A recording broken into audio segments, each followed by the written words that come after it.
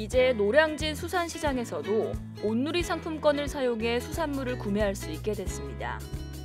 그동안 수산물 도매시장은 시장이라는 명칭에도 불구하고 관련 법에 따른 전통시장이 아니어서 온누리 상품권 가맹 등록을 할 수 없어 소비자가 온누리 상품권을 사용할 수 없었는데요. 이에 해양수산부와 중소벤처기업부가 수산물 소비 촉진을 위해 전통시장 및 상점가 육성을 위한 특별법에 골목형 상점가 제도를 활용해 수산물 도매시장의 온누리 상품권 사용 문제를 해결했습니다. 온누리 상품권은 5에서 10% 상시 할인 판매하고 있고 수산물 구매 시 온누리 상품권을 환급하는 행사도 매월 개최할 예정이어서 수산물 소비를 촉진시키는 데 큰 도움이 될 것으로 기대가 되고 있는데요. 일본 원전 오염수 방류 임박으로 수산업계의 시름이 깊어지고 있는 가운데 정부가 위축된 수산물 소비를 끌어올리기 위한 총력전을 펼치고 있습니다.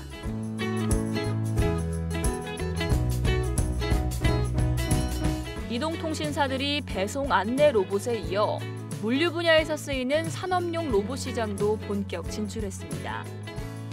국내 대표적인 한 이동통신사는 대형 물류센터를 비롯해 공장, 창고, 병원 등 이송 자동화 수요가 있는 곳을 대상으로 로봇을 빌려주고 관제를 담당할 계획입니다. 또 다른 이동통신사는 소상공인을 위한 서비스 로봇부터 호텔 방문객을 위한 배송 로봇, 고령층을 돕는 케어 로봇 등 다양한 제품을 선보이고 점유율을 높이고 있는데요. 또 로봇 플랫폼 보급에 집중합니다. 서비스 로봇을 각 산업별로 확대 제공하고 로봇 도입부터 현장 맞춤형 컨설팅, 사후 관리 등 모든 과정을 지원하고 있습니다. 또 다른 이동통신사의 경우 순찰 로봇의 강점을 보이는데요. 자율주행 로봇이 지정된 구역을 살피고 특이 상황을 감지하면 관제센터에서 보안 요원이 출동하는 방식입니다. AI 영상인식 기술을 뉴빌리티의 자율주행 로봇과 원격 관제 솔루션에 적용했습니다. 식당, 스크린 골프장 등 B2C를 넘어 B2B 분야로 신규 수익 확대에 나선 이 통사들. ICT 기술이 집약된 로봇 시장에서 누가 우위에 설지 관심이 모아집니다.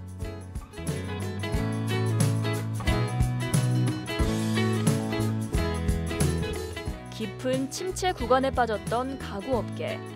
엔데믹 전환에도 매출이 줄고 적자가 이어지면서 업황은 더 깊은 수렁에 빠졌습니다. 올해 2분기부터는 조금씩 분위기가 바뀌고 있습니다. 업계 1위 업체는 4분기 만에 적자 고리를 끊고 2분기 흑자 전환에 성공했습니다. 부동산 경기가 조금씩 회복되면서 큰 비중을 차지하는 기업 간 거래 시장이 개선된 덕분인데요. 또 다른 가구업체 역시 2개 분기 동안 이어진 적자를 멈췄습니다. 2분기 매출액은 전년 동기 대비 11% 증가했고 영업이익은 35억 원을 기록하면서 같은 기간 흑자로 전환했습니다. 사무용 가구 판매가 늘고 빌트인 가구 공급이 늘면서 매출과 영업이익 모두 증가했습니다. 이처럼 분위기가 반전하면서 관련 업체들은 수익성 확보에 더욱 열을 올리고 있는데요. 일각에선 외부 요인이 강하게 작용하는 만큼 좀 더 상황을 지켜봐야 한다는 의견도 나옵니다. 오랜 침체기를 지난 가구업계의 하반기 성적표에 눈길이 쏠리고 있습니다.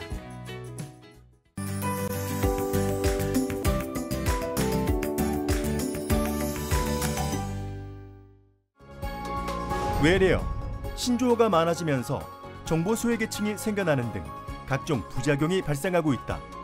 특히 경제 분야에서는 기사와 뉴스를 통해 자주 들어는 봤지만 어떤 뜻인지, 무슨 말의 약자인지는 잘 모르는 경우가 많은데 경제 용어를 알아야 돈이 보인다. MTN 머니투데이 방송 특별기획 경제야 한글에. 어려운 용어 때문에 경제와 거리를 두셨던 분들이라면 지금 주목해보자.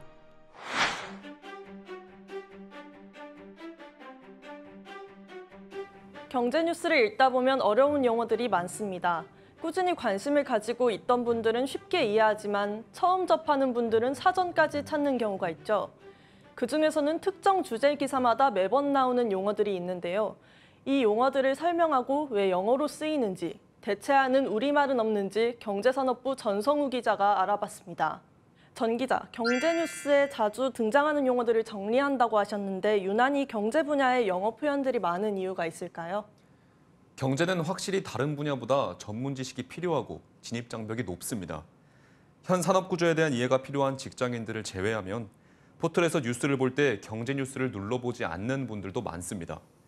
여러 이유가 있겠지만 그중 가장 큰 이유는 용어가 어렵기 때문인데요. 특히 영어 약자로 표현된 부분들이 많아 쉽게 이해하기가 힘듭니다. 대표적으로 어떤 단어가 있을까요? 가장 먼저 살펴볼 단어는 MOU입니다. 보도자료나 기사를 보시다 보면 MOU라는 단어를 쉽게 발견하실 수 있습니다. MOU라는 단어는 업계 종사자들은 흔히 쓰는 단어긴 한데 보시는 분들에 따라서는 좀 어려우실 수도 있을 것 같은데요. 어떤 사안을 논의할 때 이해 당사자들 간에 합의된 내용을 기록한 문서라고 풀이를 할 수 있습니다. 기사 제목에서부터 MOU란 표현을 쓰는 언론사들이 많은데요. 때문에 어떤 분들은 제목부터 이해하지 못합니다. MOU는 정식 계약 체결에 앞서 행하는 문서로 투자에 관해 합의한 사항을 명시한 문서를 말합니다.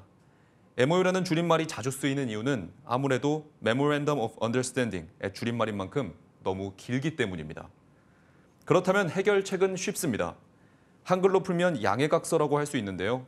단 한 글자밖에 차이가 나지 않는데 왜 영어로 쓰이고 있는지 전문가 의견 한번 들어보겠습니다.